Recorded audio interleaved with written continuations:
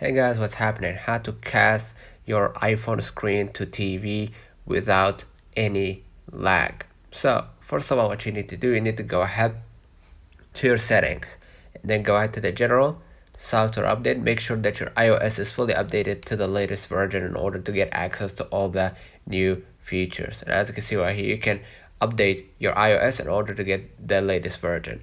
Now, what you're gonna do, you can just go ahead to the control center at the top right, swipe down, right? And you're gonna see screen next to the scanning QR code, and you're gonna be able to see your screen ID or whatever that basically identifies your TV.